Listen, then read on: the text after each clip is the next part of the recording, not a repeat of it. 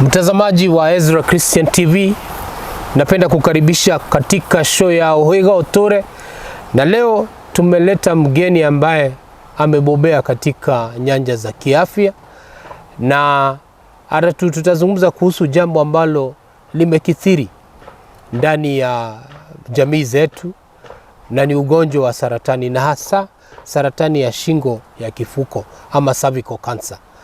Ataweza kutuelezea ugonjwa huo unaupata namna gani na jinsi ya kumudu ugonjwa huo, na pia kuweza kujua zile signs and symptoms ndio uweze kushughulikiwa kwa haraka. Kwa hivyo karibuni sana. Huyu ni Gachucha na Njeri Bazuu, na hii ni Uhiga Uture. Karibu. Ningependa kukaribisha Margaret katika show hii. Asante sana. Karibu kwa show, na wingi wa matumaini ya kwamba ile tajriba, the experience that you have, utaweza kuzungumza na hao wapendwa na wapate kuelewa ugonjwa huu wa cervical cancer, na ama kwa Kiswahili saratani ya kifuko cha uzazi, jinsi ambavyo imekithiri katika jamii na katika public, ndio tuweze kujua jinsi tutaweza mudu ugonjwa huu namna gani. Karibu. Asante sana, Bazuu. Kwa majina naitwa Margaret Uhiga. Nilikuwa nafanya na Wizara ya Afya Nairobi County kama Health Promotion Officer, nikiwa na background ya nursing. Na ni kazi napenda kwa vile ni kazi ya kuelimisha watu jinsi ya kujimudu kiafya, jinsi ya kuchukua hatua ya kiafya na kuwajulisha, because hata Biblia inatuambia watu wangu wanakufa juu ya kukosa maarifa. So asante. Karibu sana Margaret. Hapa ni Uhiga Uture show. Ni show ambao inazungumzia mambo yale ambao yanagusa watu kwa karibu. Na tukiangalia katika statistics, tunaona kwamba ugonjwa huu wa saratani ya kifuko cha shingo ya uzazi imeshika wanawake wengi sana. Hebu tuambie, nini hasa inafanya mtu kuweza kushikwa ni ugonjwa huu? Asante sana.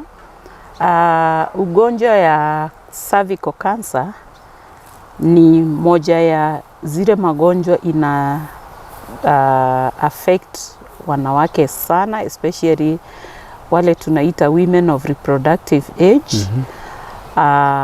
Na katika statistics zetu tunajua kila mwaka wamama 5250 huwa wanakuwa diagnosed kiupya na saratani ya cervix, ya shingo ya uzazi. Hiyo Kiswahili ni ngumu.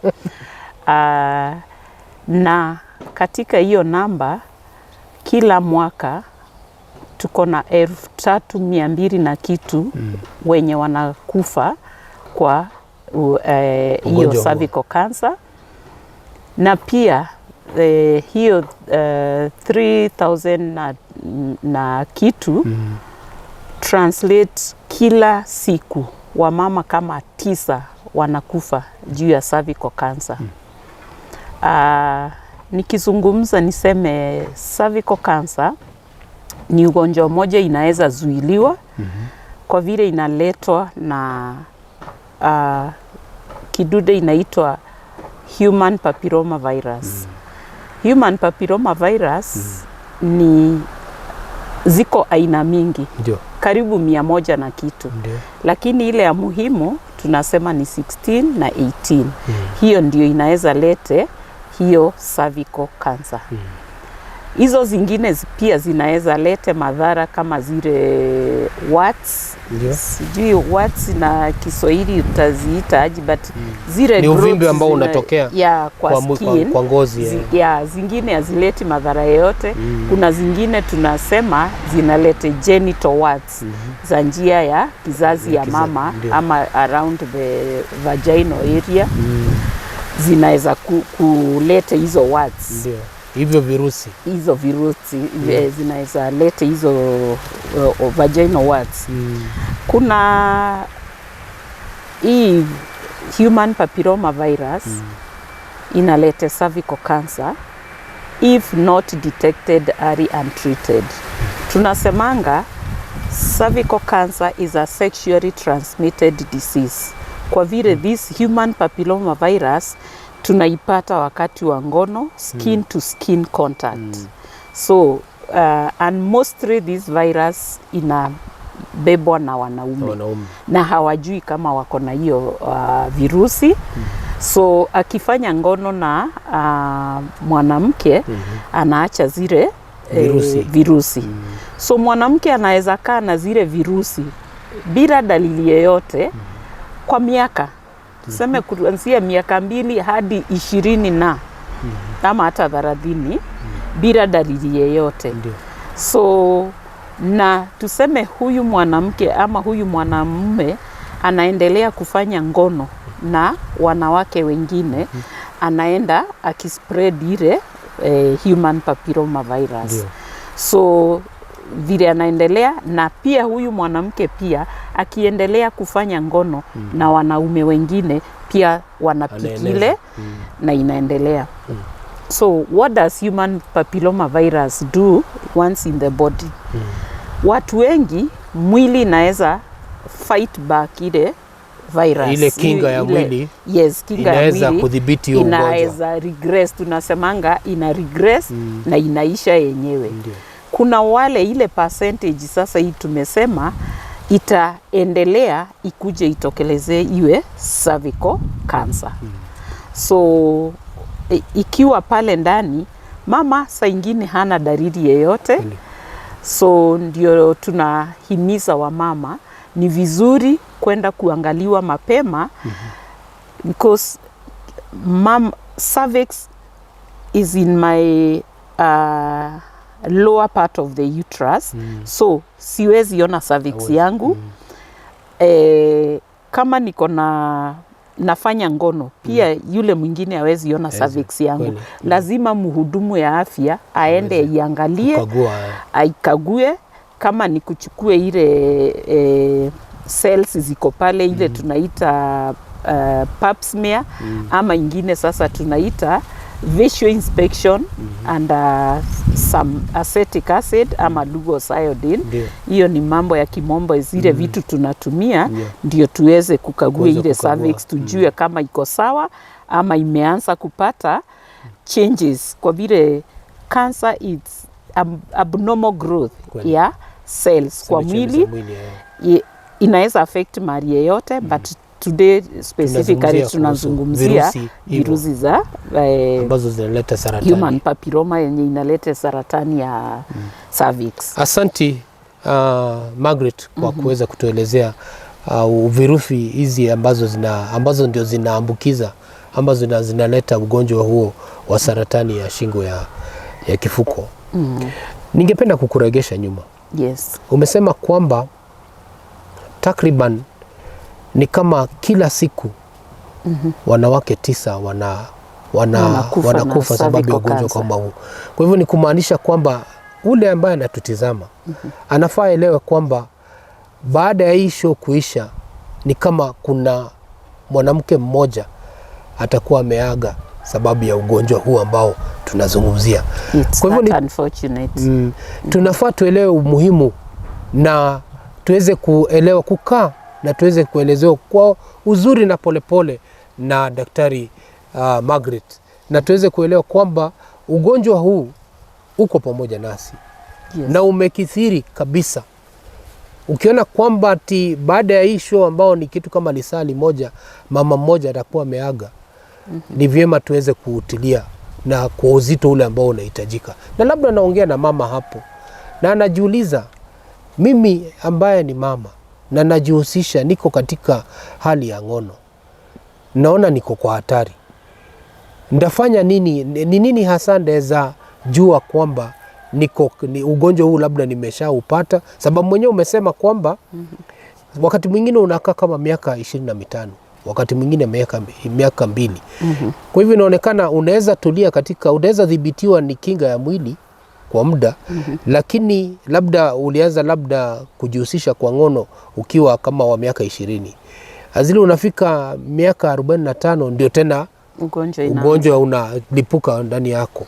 Hebu tuelezee ni signs gani ama symptoms ambazo mama anaweza jua, na kama vile umesema kwamba hauwezi jitizama sababu hicho kifuko ama hiyo shingo iko mahali we mwenyewe huwezi kuona. Karibu.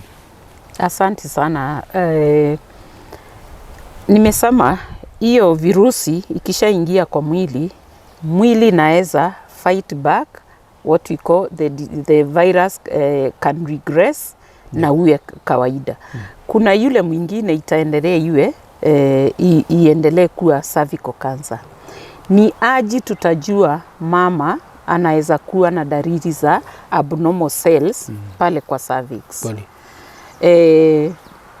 Tunahimiza mama yeyote ameanza ngono ama ako sexually active, especially from 24 years and above, kila mwaka akuje kuangaliwa cervix yake tujue iko namna gani. Asiwe ndio zile cells zimeanza kuturn abnormal. Nimesema cervical cancer more than 70% is caused by the human papilloma virus na it is sexually transmitted. Inapitizwa kwa njia ya ngono.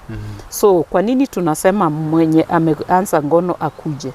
Tutaanza tukishamweka pale tumwangalie, tupake ile dye acetic acid. Kuna zile changes tutaangalia tuone hiyo cervix imeanza kuchange. Wataalamu wako trained kuangalia ile rangi itabadilika na tuanze kujua huyu mama ameanza kudevelop ile tunaita pre-cancer state. These cells are behaving abnormally. So huyo mama akiangaliwa mapema, we always say cervical cancer if detected early is treatable. Unlike many other cancers, if it is detected mapema, inaweza kutibika na imalizwe. So tukimweka pale tunachukua ile tunapaka ile dye. Kuna the changes zile tutaona ndio tujue these abnormal cells and we will take action.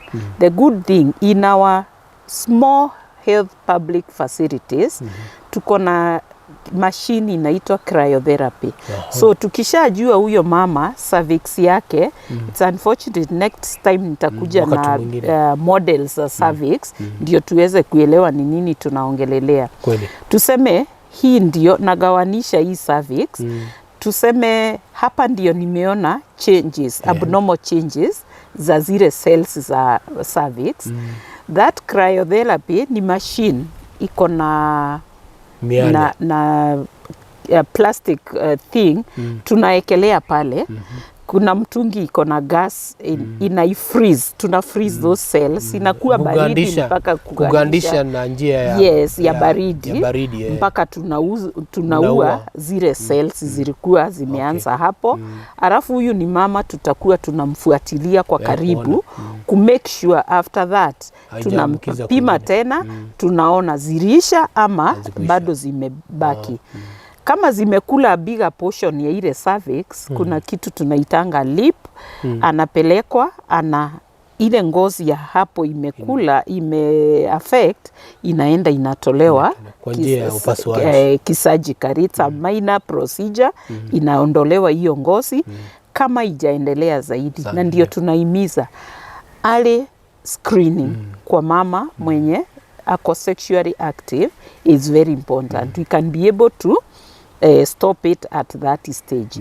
Kama imepita zaidi second and third stage, sasa hiyo inauzisha upasuaji, saa ingine chemotherapy, radiotherapy, na hatutaki mama afike hapo where we cannot be able to control.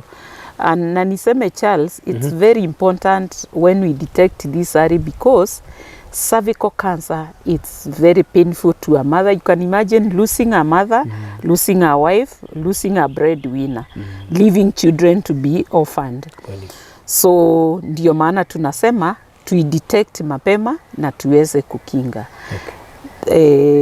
Ile ingine tunaweza fanya, tuzuirie younger generation.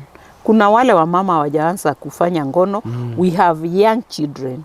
The other thing we can be able to do is vaccinate those young girls, the age of 10 to 14 years. There is a vaccine called HPV vaccine that is tunaweza pea wale watoto the first dose in the first contact, then after 6 months yule mtoto anapewa tena na wana this age going children so that we can protect them from getting cervical cancer in future. Asante sana Margaret kwa kutuelezea kwa uzuri na taratibu jinsi ambavyo tunaweza kumuda ugonjwa huu. Na tunaona kweli ni ugonjwa ambao umeshika watu wengi, na ni sababu kwamba watu wanajihusisha kwa ngono. Juzi tuliona katika takwimu ambazo zililetwa katika runinga na gazeti, ilikuwa inasema kwamba mwanaume mmoja akona wanawake 7. Kwa hivyo tunaona hiyo ni hatari kubwa sana. Akiwa anabeba hivyo virusi vya saratani ya shingo ya kifuko ni hatari kubwa sana. Swali ningependa kuuliza, labda kuna mama ambaye anatazama show hii ya Uhiga Uture na anajiuliza ni wapi hasa ndaweza enda kufanyiwa ukaguzi huu. Mwenyewe umesema kwamba inapojulikana kwa mapema. Tushukuru Mungu kwamba madaktari wana mbinu ambazo wanaweza mudu ugonjwa na mtu apone. Na kwa kawaida tukizungumza, inasemekana cancer iko na stages, iko na stage 1, 2, 3 na 4. Na ni vyema uweze kuambia ule mtazamaji, mama ama hata mwanaume ule ambaye anatizama hapo, aelewe kwamba ni vyema kumshawishi mama kuweza kwenda kukaguliwa. Labda kuna mama anajiuliza, na hii unapoenda kufanyia ukaguzi hii inakuwa na uchungu, ni kama kujifungua? Sababu umezungumzia kwamba ni cervix na hapo ndio kawaida mtoto anatokea. Inaweza kuwa na uchungu, labda utuelezee ndio yule mama aliye pale aondolewe huo uoga na aweze kuwa na ule wepesi wa kuweza kuja kwa hospitali ili akaguliwe. Asante sana kwa hiyo swali, kwa vile wamama wengi wanaogopanga kuja kuangaliwa. Najua mama wanaogopa mtu mwingine angalie pale ndani, but kama hii ndio ita save maisha yangu, nisipitie zile process ya kuwa na terminal illness ya cancer, na niseme hii kuangaliwa kwa ama screening ya human papilloma virus ya kuangalia mama hana cervical cancer inafanywa katika zahanati zetu zote za public facilities, health centers, dispensaries, na ni free. Kwa all public facilities, it is free. It is also done in private facilities, but at a fee. So kama our public facilities are offering this test for free, kila mama anahitaji aende at least mara moja kwa mwaka aangaliwe, na it is not painful. Ni ile tu discomfort ya kujua mtu anakuangalia sehemu ya siri, but it is not painful. Ile kidunde pia inaingizwa pale, ni kidunde imepimwa kulingana na size ya mama mwenye amefanya ngono. It is haina uchungu yeyote.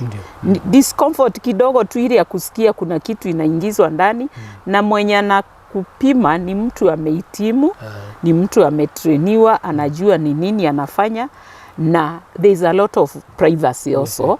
Mama anahitaji ajue kwamba haufanyiwi mahali kama open, ni mahali kuna privacy, ni wewe peke yako unaingia, ama na kama uko na partner wako mnaweza ingia pamoja, ndio aweze kujua. Siku hizi hata teknolojia imesaidia.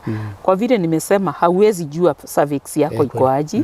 Mimi mwenyewe pia lazima mfanyi kazi mwingine wa kiafya aniangalie kila mwaka. So kuna ile mama anaweza hata taka kujua hiyo njia yake iko namna gani, hiyo cervix yake imepimwa iko namna gani.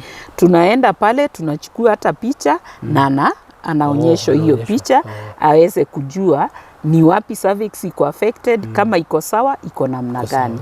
So it is not a painful procedure.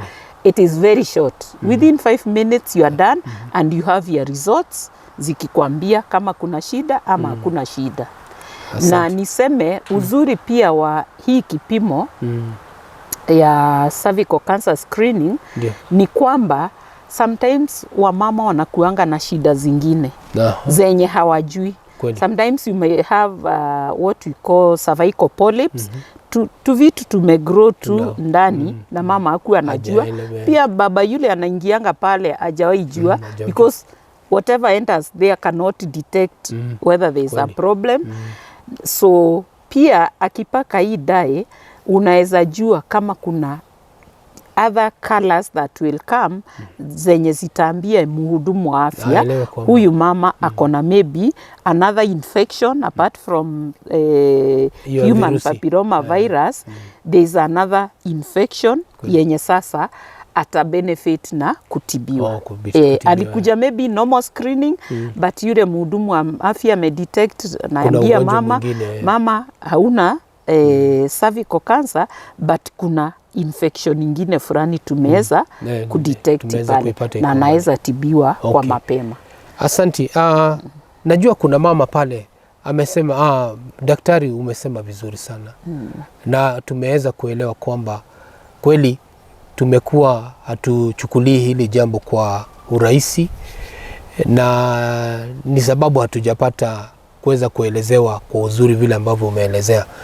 Ningependa tu uongee kwa kina, labda uweze kuambia magonjwa hao mengine ambao inaweza kupatikana mahali pale ni magonjwa aina gani?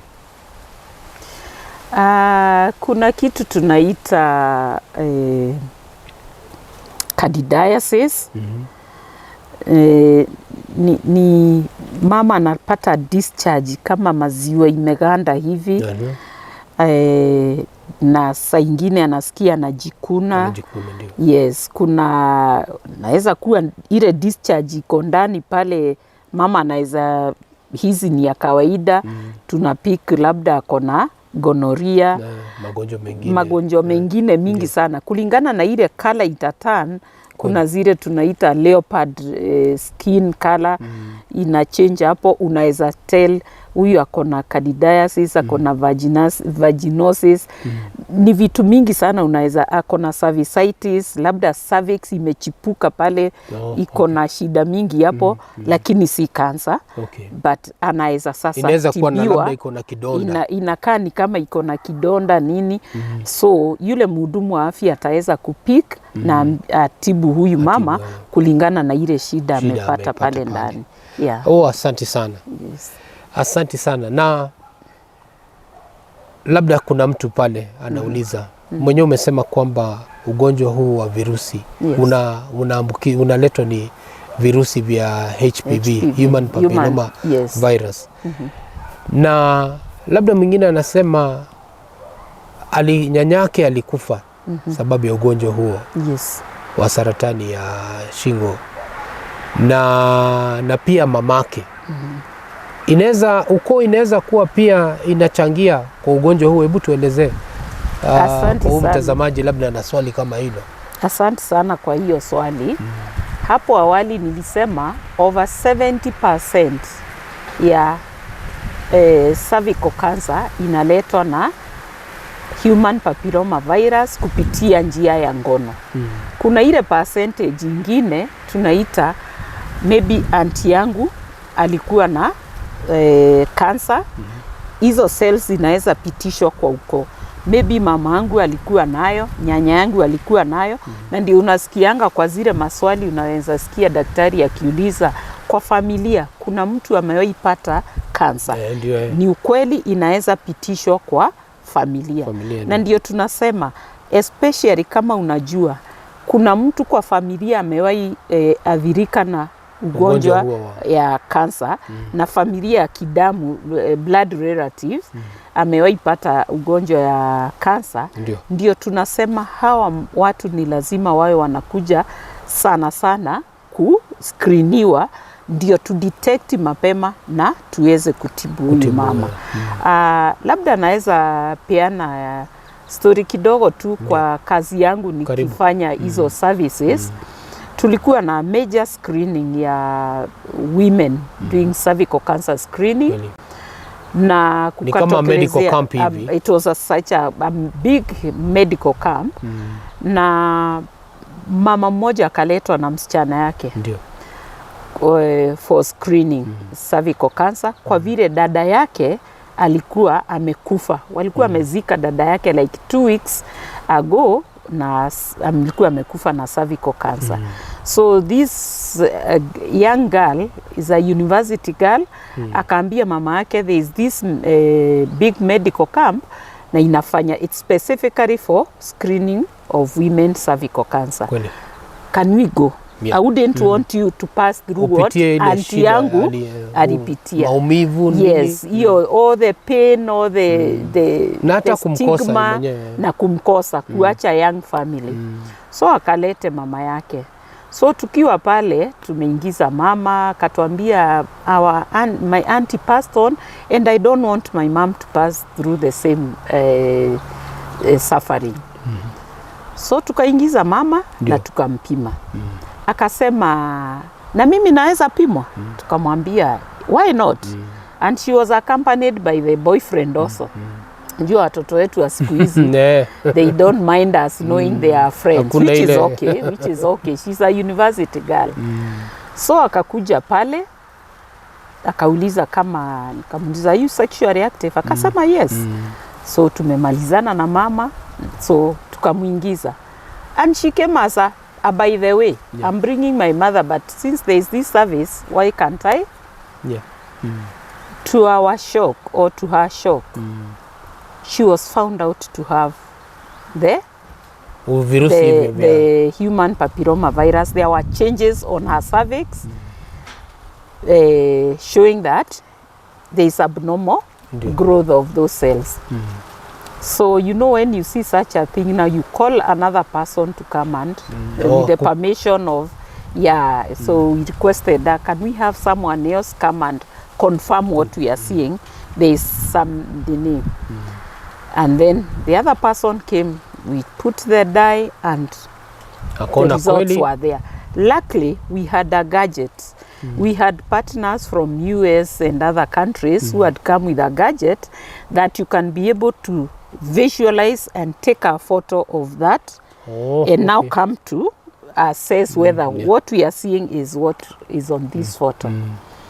And luckily in the same camp, medical camp, we had now the machines I called the cryotherapies. Of course, there was a lot of crying, a lot of emotions. Now she was bringing the mother, and now she's the culprit. Not the culprit per se, but now she's the affected person. So there was a lot of counseling.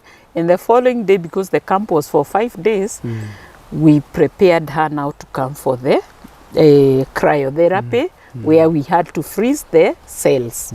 So we came before the freezing of the cells, we had to repeat the test again to be very sure. The same thing happened, the same changes were there, and we were 100% sure this was abnormal cells.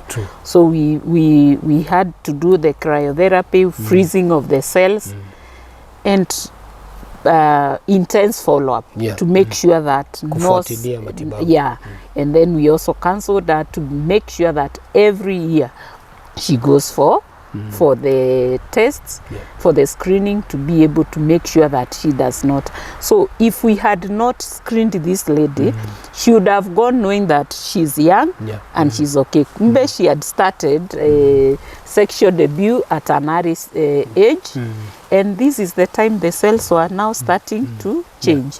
So this was a wake-up call for us, even as health workers, that we should not ignore anyone over 21 years who is sexually active should be screened for human papilloma virus. So yes, there is hope. You can be detected early and there is treatment and you can be cured. Asante. Yes. Asante sana Margaret kwa kuweza kutuelezea kwa uzuri. Yeah. Na pia hata kutupatia mfano wa msichana kama huyu ambaye alidhania kana kwamba mamake ndio labda na ugonjwa huo. Kumbe hakujua kwamba yeye ndio ana ugonjwa huo. Yeah. Na nashukuru kwamba umesema kwamba wakati inapojulikana mapema, basi kuna matibabu ambayo inaweza fanywa na tuweze kudhibiti ugonjwa huu ambao unaletwa na virusi.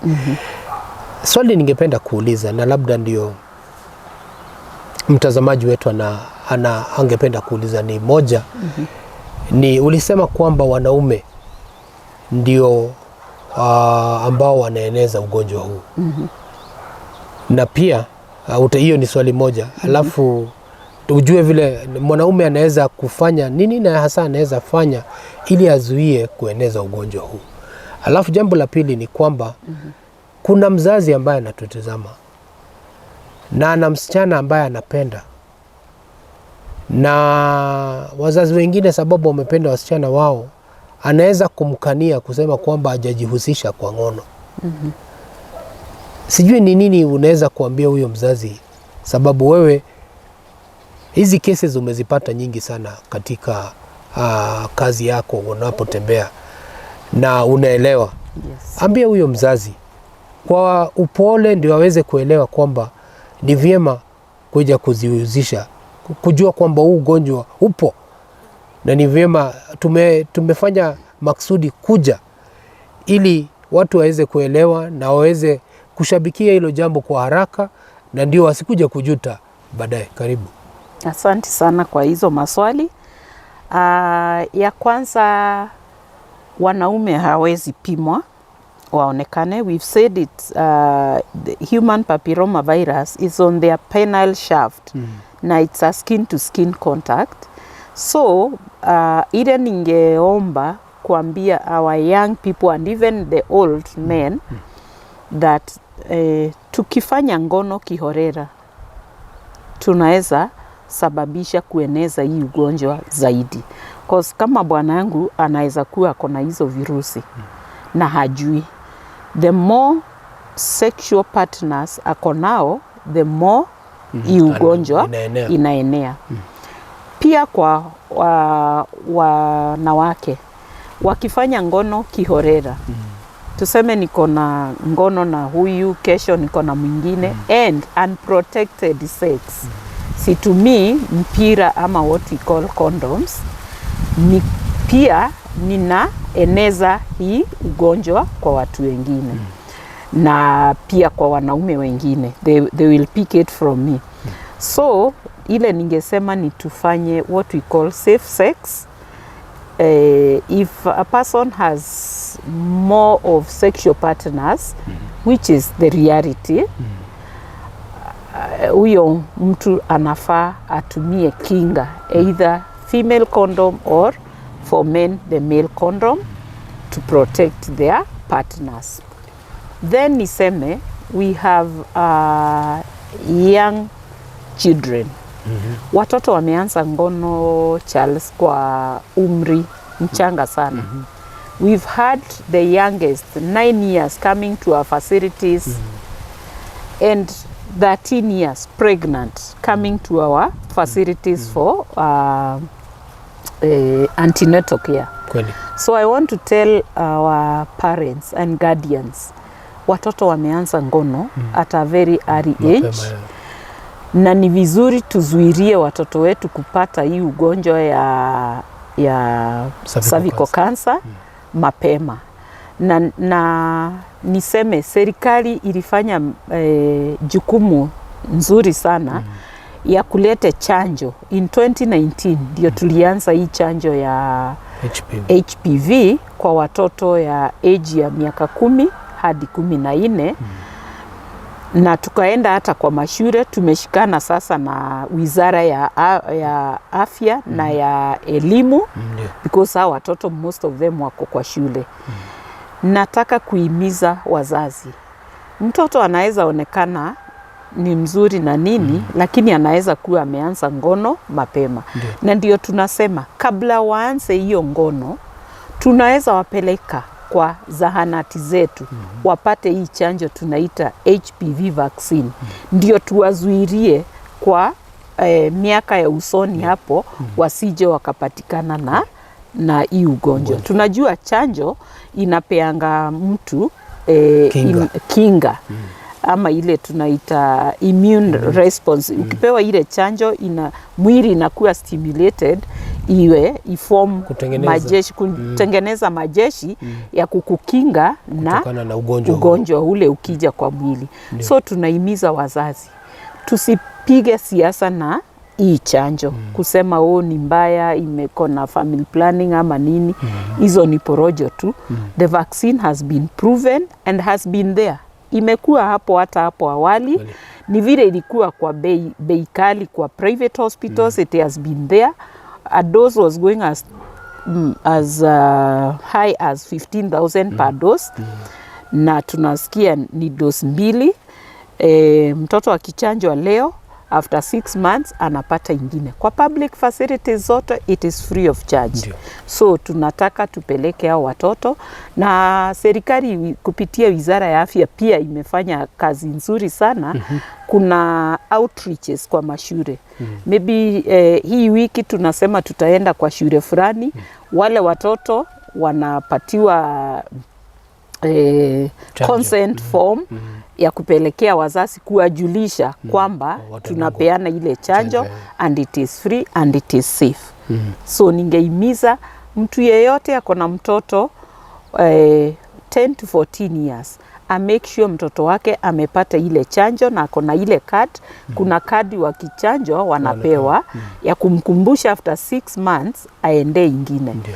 Pia Charles, we have children wako between 10 and 14. They are not in school, they are not in college. Wako humu tu kwa mitaa. Kuna watu Wizara ya Afya inatumia tunaita community health volunteers. Wana identify wale watoto wako kwa mitaa, pia wana refer kwa zahanati za public waende wapate ile chanjo. So hata we ukiwa kwa community, because you and me are community members, tuimize wale watoto waeze kwenda kwa health facilities. Na pale kwa health facility, ukisema huyu mtoto anakujia chanjo, hapangi ile laini. Because that can also discourage watu kuja naenda kupanga laini nini. Kupitia hawa health volunteers, wana make sure yule mtoto ameenda direct kupata ile chanjo, ndio asisikie next time nilienda nikakaa pale sana siendi tena. So kuna hiyo mipango imepangwa na Ministry of Health to make sure we take care of this generation. Na kufanya hivyo tutapunguza hizi vifo tumeona za cervical cancer. Asante sana.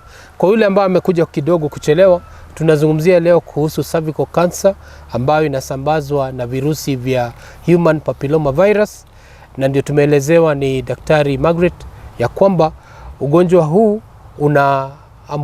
unaambukizwa hasa wakati unajihusisha kwa ngono. Na uzuri ni kwamba ugonjwa huu unapojulikana mapema unaweza kupata tiba. Kwa hivyo ni wewe ambaye unatutizama uweze kuchukua hatua hiyo, utembelee zahanati, na tunashukuru kwamba serikali imeweza kuleta huduma hizi karibu kwa mahali ambapo tunakaa. Na zaidi paka Margaret amesema kwamba hata watoto wale ambao wanatembea mitaani, wanarandaranda mitaani ambao wako kwa shule, bado serikali inawahusisha kupitia kwa wale volunteers wa health, wanawapata kuwapeleka pale katika zahanati na wanaweza kudungwa hiyo chanjo ili tuweze kuzuia. Tulitangulia kusema kwamba kwa siku moja wanawake 9 wanaondoka kutoka kwa dunia hii sababu ya ugonjwa huu wa human papilloma virus ama saratani ya shingo ya kifuko. Kwa hivyo ni vyema tuweze kuzingatia mafunzo haya na ndio tuweze kuzuia. Mama ni kiungo muhimu sana katika familia, na akiwa ni mtu muhimu sana katika familia, ni vibaya aweze kuaga sababu ya ugonjwa huu ambao unatiba. Labda Margaret, tumezungumzia sana kuhusu ugonjwa huu. Yes. Labda mama anauliza, sasa mimi kama nikiwa hapa ndajuaje kidogo hata kabla nisijaenda kwa zahanati? Ndajuaje labda ndaweza kuwa na ugonjwa huu? Hebu tuelezee, ni signs gani, ni ishara gani ambazo mama anaweza kuona na ajue labda na anahitaji kukimbilia hospitali? Karibu. Asante kwa hiyo swali. Kwa afya tunasemanga ukianza kuona dalili moja ya kansa, hiyo ni ugonjwa imeenea. Kwa vile saa ingine kansa inaanza as a painless growth, as a painless lesion. Kwa hivyo, lakini kuna zile dalili mama akiona ni vizuri akimbie kwa hospitali bila kupoteza wakati. Mama akihisi uchungu kwa njia ya uzazi, ama ile tunaita lower abdominal pain, anasikia uchungu chini ya tumbo. Mama akianza kutoa uchafu na uchafu inanuka, na niseme kwa wanawake maumbile ya njia yetu ya reproductive organ ama ya uzazi, kuna ile discharge inakuanga ni ya kawaida. Hii discharge hainuki, haina rangi mbaya, it's a whitish creamy discharge. Na pia discharge za mama za kawaida inategemea wakati wake wa mwezi. Kuna zile tunaita the phases, the menstrual phases. So ni vizuri mwanamke ajue hizo phases. Kuna wakati ana ovulate, discharge itakuwa tofauti. Kuna wakati ya hiyo wa hedhi ama monthly period. So hiyo discharge ya mwanamke haifai kunuka unless awe amekaa sana bila kuoga na nini. Na haifai kuwa ni mingi. So ukipata discharge ni mingi, watery discharge yenye inanuka, ni vizuri kwenda hospitali. Mama akihisi uchungu wakati wa ngono, ni kitu ya kwenda hospitali. Mama pia akitokwa na damu baada ya ngono, hiyo ni saini moja ya kuonyesha hiyo cervix iko wounded na iko na shida, because ngono ifai kuwa uchungu, hafai kuona damu wakati wa ngono. Na hiyo tumeita discharge yenye it's foul smell, ama iko na uvundo, iko na toa harufu mbaya. Mama anafaa aende hospitali ndio aweze kukaguliwa na kuangaliwa, na ndio tuweze kujua hiyo ni discharge ya aina gani. Na kupitia hiyo njia ya screening ataweza kujua ni shida gani yako nayo. Yes, so na pia kuna ikiendelea sana, kuna watu watahisi hata uchungu kwa mgongo. Yes.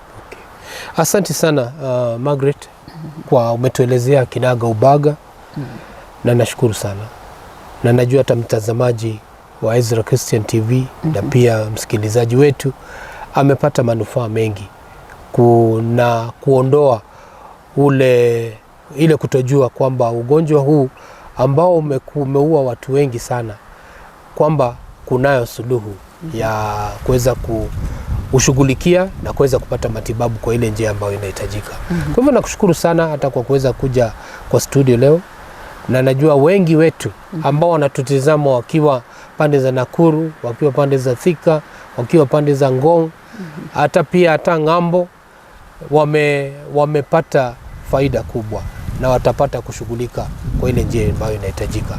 Kwa hivyo asante sana.